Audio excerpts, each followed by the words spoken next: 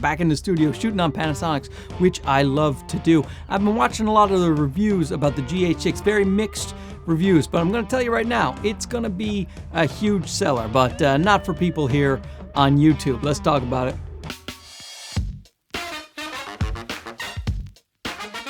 Now, a lot of the reviews on the GH6 have been very dense, very thick, and I don't blame them because the camera has a huge amount of capabilities.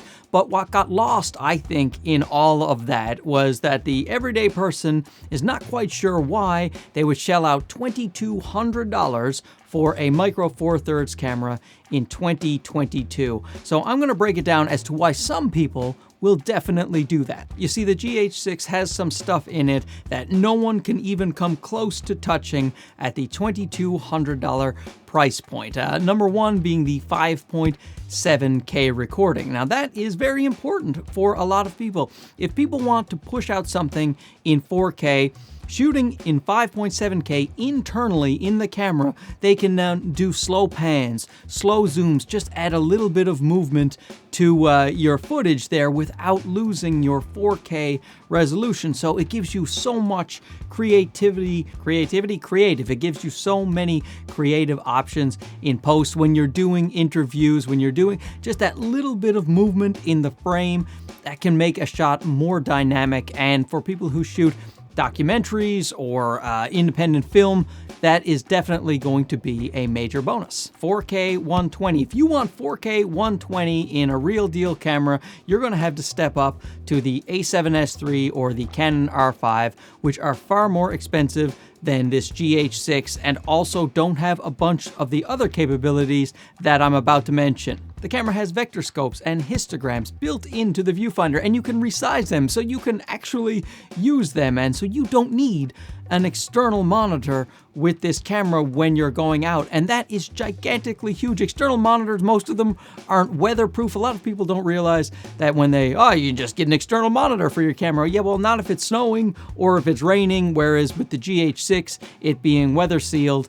and not needing that monitor because you have the histogram and the vector scope on it right there, that is a fantastic tool for filmmakers. Shutter angle. I mean, the GH5 has shutter angle, and I love it. I use it all the time, and it's not just convenient. Sometimes you can dial in that shutter angle just right so you don't get flicker in certain lights. Shutter angle is something that should definitely be available in things like the A7S III, but for some reason they don't have it. But the GH6, it does indeed have that. ProRes. You can record internally ProRes, so once again, that is a huge benefit to the camera. You don't have to use an external recorder if you want to do ProRes. Personally, I think the file sizes will be way too big for someone like me, so I'd be recording to an external drive anyway. But the fact that you can record a huge amount of data internally in the camera, it may make a difference to some filmmakers. If you want to film very fast moving things, like say you're filming a waterfall or NASCAR or something like that, then you will need that extra data so that the picture doesn't become muddy and pixelated. So having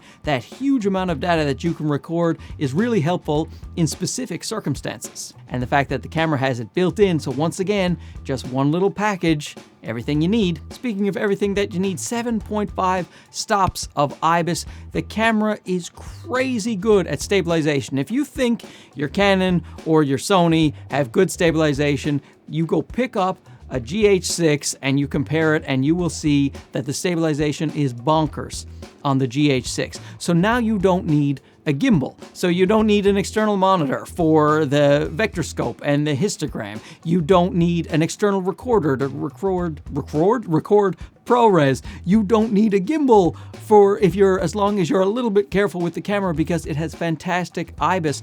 Once again, it is such a great field camera. You can go out with the camera and just shoot with it. Anamorphic capabilities. You are not going to find a camera with more anamorphic options than the GH6. So if you are somebody who is out there and you want to use anamorphic lenses on a budget, the GH6 is a no-brainer. It is the way to go, and the IBIS works. If you're an anamorphic shooter, as the channel Anamorphic on a Budget says, this is your best bang for buck camera that you could possibly buy in the world.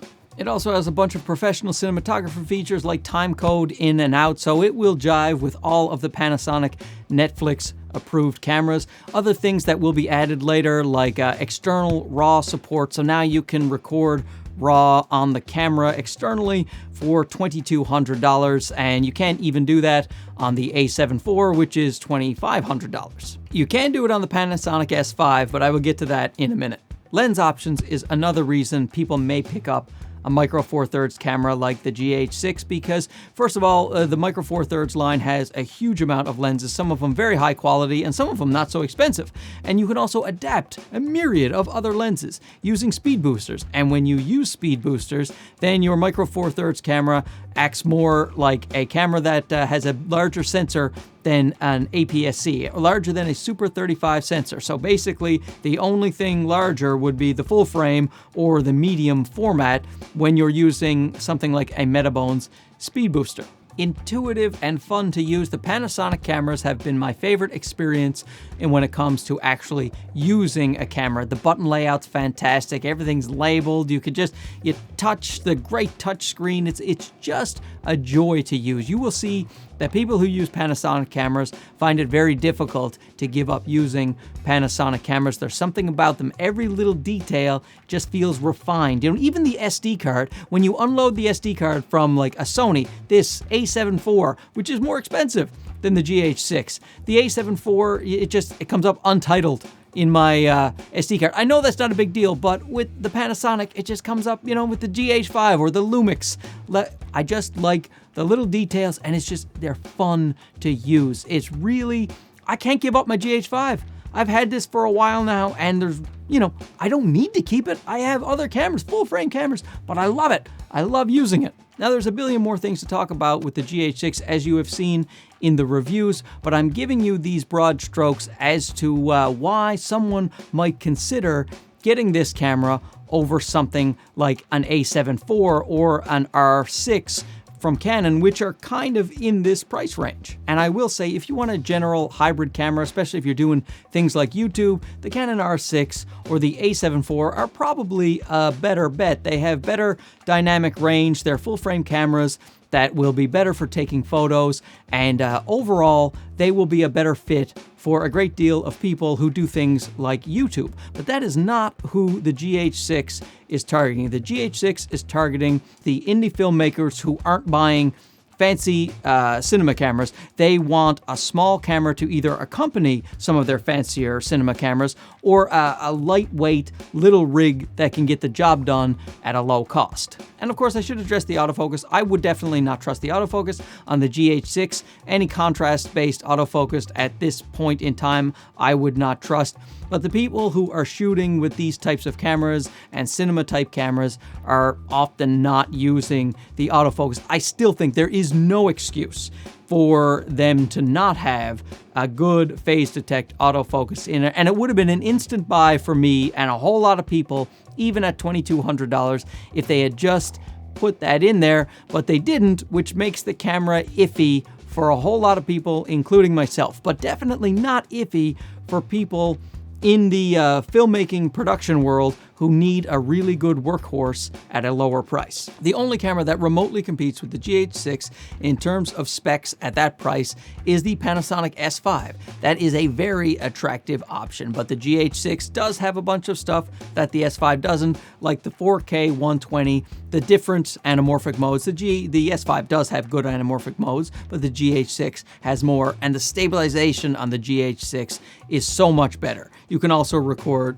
the ProRes internally on the GH6, and you get that 5.7K internally instead of needing an external monitor to do that. So what about me? I have pre-ordered the GH6 and I am thinking about canceling the pre-order, but I'm not sure. The thing is, I still really do want the camera, but I don't want it for YouTube. I'm sure I would use it occasionally for YouTube. The autofocus does seem usable, but for me, sometimes I shoot comedian documentaries and things like that. Having that 5.7K where I don't have to bring a slider, I know I can slide around in post, and I know and with that dynamic range boost, did I mention that? With the dynamic range boost now that the GH6 has, then there's even less of a reason to need a full-frame camera. Yes, the A7S III and the R5 will still have more dynamic range, but not by that much, which is great to have as an option in the GH6. But for me, just, being able to zoom in and out with that 5.7K, that 4K 120, just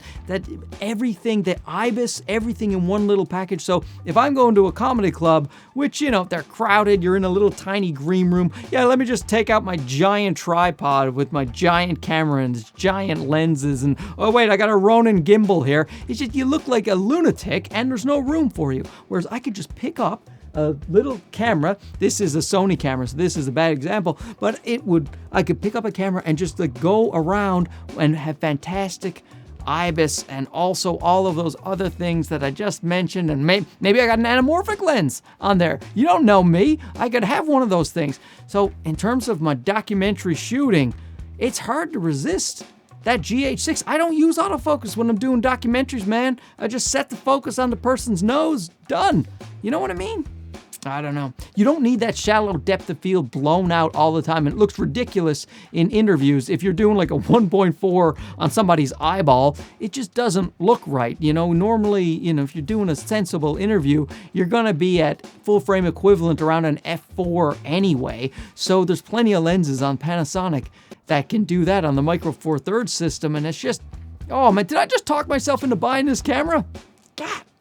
Once again, if you're a hybrid shooter that wants to take a lot of photos, you're doing things like YouTube, this camera is not for you. And for the people it is for, they probably already know it's for them. They're people that are out there, they're shooting concerts, they're shooting corporate events, they're shooting independent film, and they are very excited about this camera. Anyway, thanks for watching. Don't forget to like and subscribe if you haven't already. Leave a comment down below and tell me, if I do get the camera, what you'd want to see from it. And we'll see you soon. Okay, bye-bye. This is my first ever mirrorless camera, 2015. I'll never sell you.